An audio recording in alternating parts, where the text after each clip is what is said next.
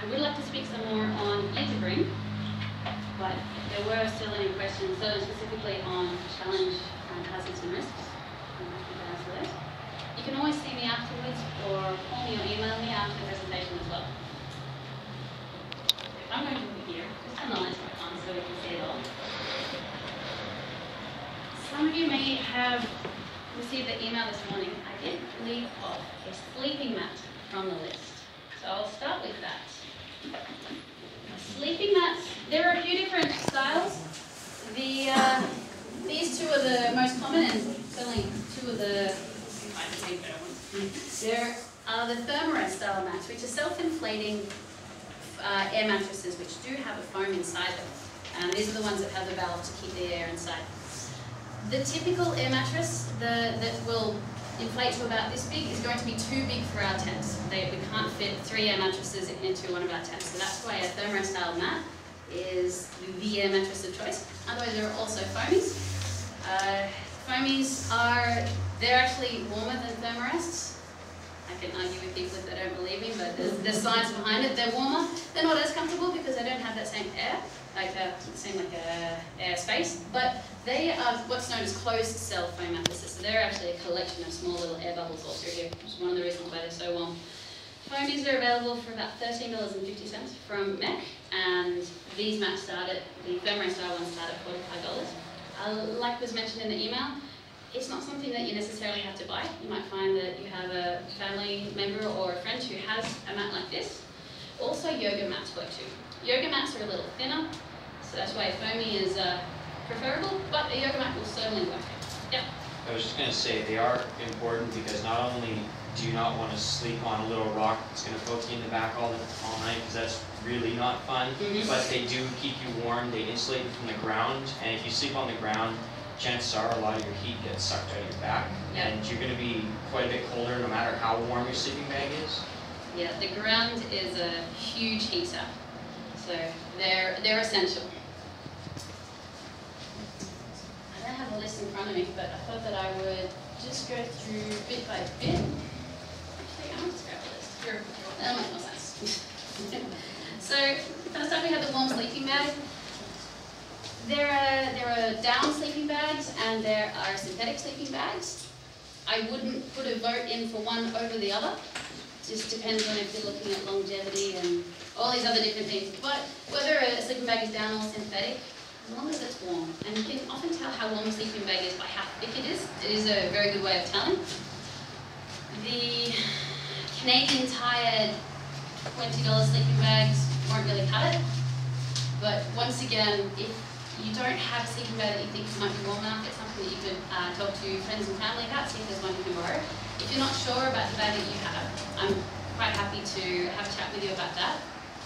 Before I go any further, the Monday before we go on camp, because we're leaving for camp on the Tuesday, the Monday we spent at school, one of our activities on Monday is that we will go through bags. The students will form groups of 3, and they'll have a look at what students have brought, what they might have forgotten, and then that evening the students will go home with a list of, I might have forgotten to bring spare t-shirts, and they'll know to bring that the next day.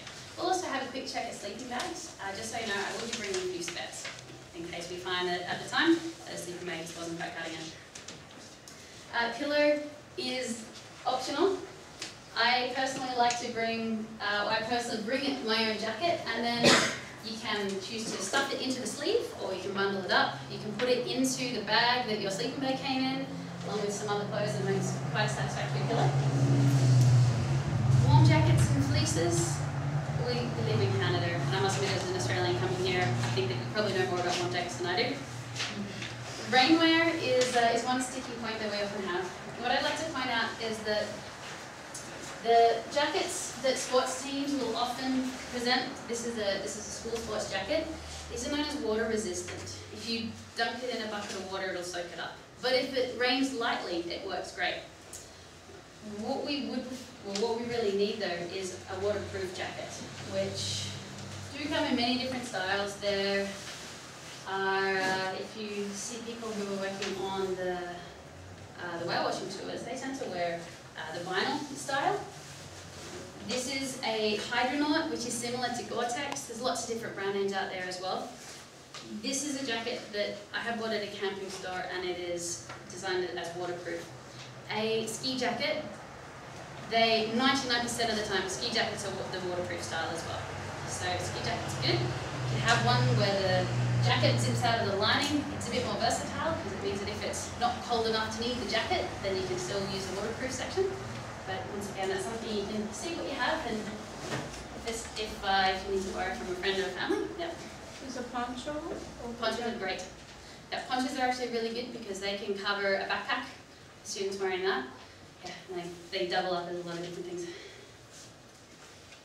The waterproof pants I mentioned, if you already have them, they're great if it's pouring with rain, but one of the aspects of our risk assessment is that if we look at the weather, and if we see that for the whole 4 days, the camp is going to be cold and it's going to be raining the whole time, that's one of the moments where we'll have a serious think about whether we should be postponing this for a time when the weather is much more agreeable.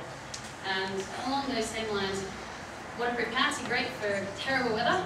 They're not necessary, but they're a good bonus to have. This is a pair of waterproof pants that I have beaten to death. And these were designed as overpants to go over shorts or jeans. And again, it's not that same tracksuit that a sports team might hand out. This is designed as a waterproof fabric. Overpants for skiing, and sometimes cross-country ski pants are often a very similar design. The warm hat, just a toque. A hat with a brim is also good for the sunny days. Clothing to last 4 days. I'm sure I can leave that to you. The one thing that I would like to point out is that cotton isn't a very good material to use camping. Cotton tends to hold onto water and doesn't want to let it go.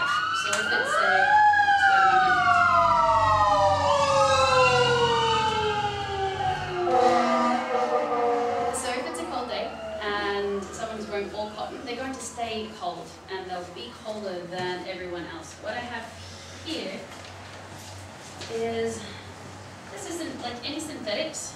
This is an old company shirt. You'll often find rugby shirts or like team shirts are the same. There's the new kid on the block is Merino wool, and certainly there's a brand name Icebreaker like to promote themselves. Oh, there's also Under Armour. That's another that's a brand name of they make synthetic. They're designed as what they call base layers, so t-shirts and long sleeve shirts. Merino wool is an option as well.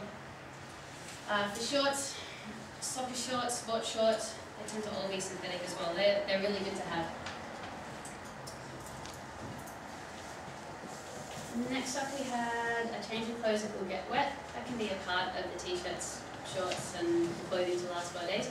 The reason that we have to have a change of clothes that will get wet is that when we go canoeing, students won't be canoeing just in their swimwear, they'll be canoeing with shorts and t-shirt. It's a health and safety issue, so they have to have a set of clothes and a pair of shoes that can get wet. Pajamas, whatever they would like to wear. Toiletries is toothbrush, toothpaste, face cloth, towels, soap and deodorant. There are facilities, like I mentioned, for showers. Somebody did want to have a hot shower and wash their hair, that's their choice. We won't be timetabling a time to tell everyone this is when you have to go and shower, but if they'd like to bring all the extras that go along with shampoo and conditioner, they certainly can. A water bottle is an absolute must, whether it's a reused hot bottle or one that they already have. This is my fancy new one. I'm very proud of it, so that's why I have to show it off as often as I can.